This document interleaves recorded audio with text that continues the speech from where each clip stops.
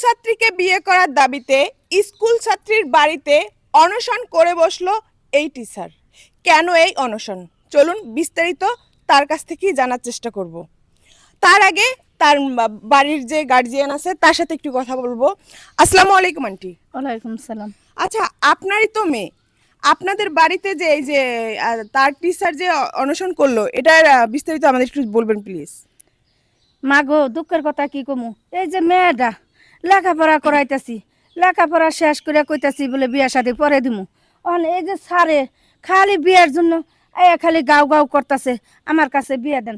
অহন এই যে লেখাপড়া করাইতে টাকা পয়সা যাইতেছে, অহন তো হাতে টাকা পয়সা নাই। অহন আমি এই মেয়েরে কেমনে আমি হের হাতে তুলে দিই?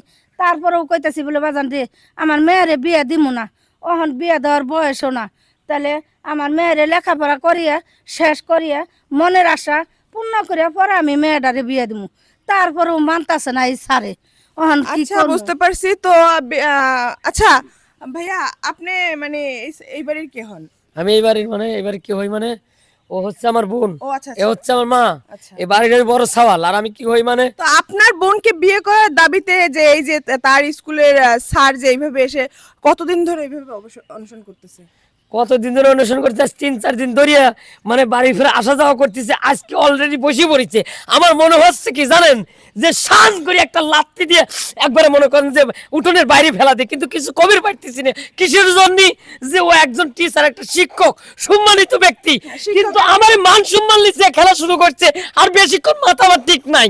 আমার বোনটা স্কুলে যাবে পারতেছে না ওর লিগে। আরে আমার বোনে লেখাপড়া করার জন্য ও টিচার হিসেবে রাখছি, যে জ্ঞান দিবি, বড় কিছু হবি, হ্যাঁ ভালোর জন্য আনছি। আর ভালো করবেন না, খারাপ করে ফেলাচ্ছে আমাদের গ্রামে মান সম্মান তো না, মনে হচ্ছে সার করে ফেলাতে পারি, কিন্তু আচ্ছা, কিছু কবির পারতেছি করবেন না, না। কবিরও পারতেছি না আমি। তো দেখতেছেন তো, মানে এই আজকে নাকি সে বিয়ে করার জন্য পুরা এখানে অনশন করতেছে। তো দেখি তার সাথে একটু সরাসরি কথা বলার চেষ্টা করব আমরা, সে কেন এরকমের অনশন করতেছে। আচ্ছা ভাই, আসসালামু আলাইকুম। ওয়ালাইকুম আসসালাম। আচ্ছা, এই যে আপনি আজকে সকাল থেকে নাকি এখানে অনশন করতেছেন, তো এটা কেন? সকাল থেকে না, তাহলে আমি এখানে 3 দিন যাবত অনুষ্ঠান করতেছি। আচ্ছা, তো একটু আমাদের বলবেন প্লিজ। মূল উদ্দেশ্য, আমার এই ছাত্রীকে আমি ভালোবাসি। আচ্ছা এখন আমি তাকে বিয়ে করতে চাচ্ছি, কিন্তু ওনার পরিবার রাজি না। ওনার পরিবার চাচ্ছে যে তাকে লেখাপড়া করাবে।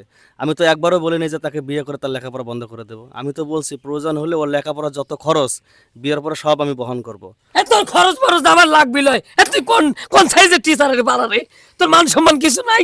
হ্যাঁ, আরে আমরা ইচ্ছে করি তোর সাথে বিয়ে দেবো, তুই যদি ভদ্র সওয়াল হতি।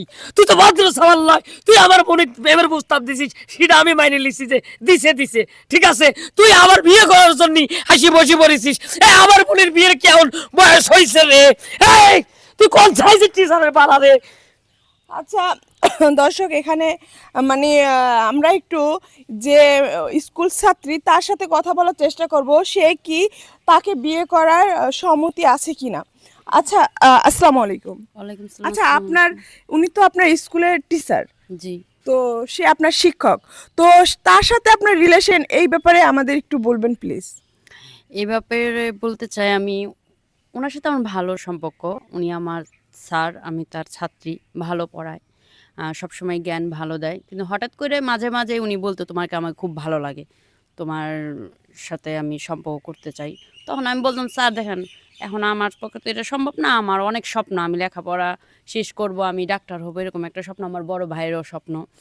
এখন উনি মাঝে মাঝে এরকম ডিস্টার্ব করে, রাস্তাঘাটে স্কুলে গেলে সবাইরে বিদায় করে দিয়ে আমার সাথে মানে অনেকক্ষণ গল্প করতো, বুঝাইতো আমারে। কিন্তু আমি এটা বুঝছি না, এখনো আমি বুঝতে চাই না। উনি হঠাৎ করে 3 দিন ধরে আসে যায়, মার সাথে ভাইয়ের আচ্ছা, সাথে সবার এখানে সাথে একটু কথা কথা বলে। বলবো, এই যে আপনার সাথে গল্প করতো সবাইকে বিদায় করে, তো তার ভিতরে কি কোনো খারাপ উদ্দেশ্য ছিল বা তোমার এরকমের দোষ। কিছু? এই খাল কাটি কুমিল্লি আইছে আও।